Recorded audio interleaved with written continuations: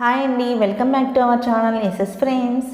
నేను మీ శివలక్ష్మి. ఎలా ఉన్నారంతా? నేనైతే చాలా బాగున్నాను. మీ అందరూ కూడా చాలా బాగున్నారని అనుకుంటున్నాను.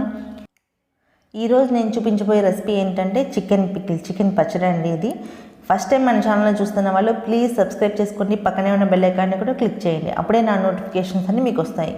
దానికి కావాల్సిన మసాలా మెయిన్గా జీలకర్ర, ధనియాలు, నెక్స్ట్ యాలుకలు, లవంగాలు, దాల్చిన చెక్క. ఇక్కడ వచ్చేసి 2 to 3 టేబుల్ స్పూన్స్ వరకు జీలకర్ర వస్తుందండి. ఒక 6 టేబుల్ స్పూన్స్ ధనియాలు, ఒక 8 వరకు యాలుకలు, ఒక 20 వరకు లవంగాలు, దాల్చిన చెక్క కొంచెం. ఇవంతా కూడా మొత్తం డ్రై రోస్ట్ చేసుకోవాలండి.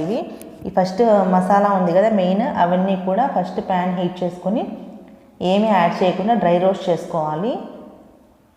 ఇక్కడ నేను 1.5 kg బోన్లెస్ చికెన్కి నేను చూపిస్తున్నాను ఇప్పుడు ఇదంతా.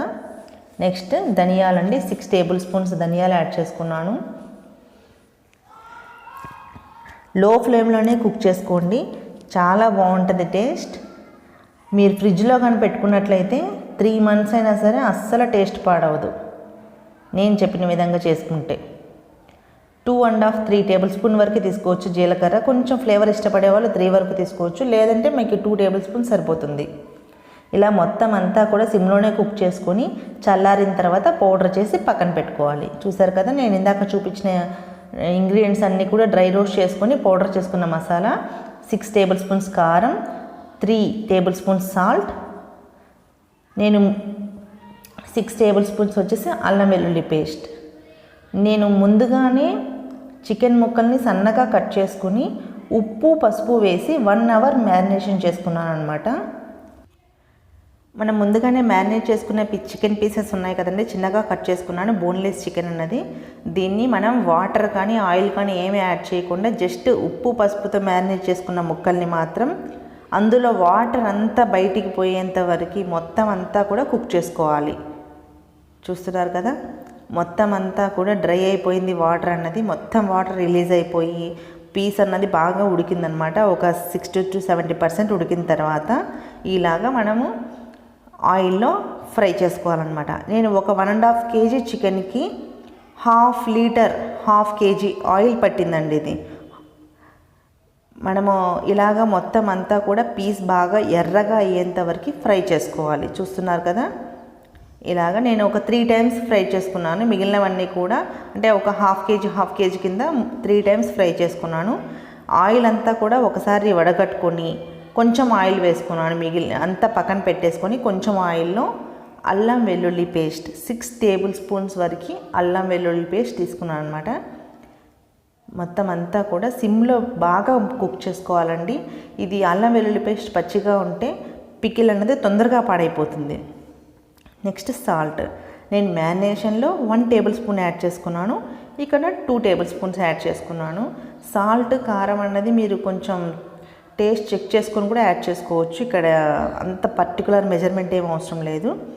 నెక్స్ట్ మనం ముందుగానే పౌడర్ చేసి ఉంచుకున్న మసాలా ఇదంతా కూడా యాడ్ చేసుకొని మనకి ఇక్కడ మొత్తం 1/2 kg కంపల్సరీ ఆయిల్ పడుతుంది.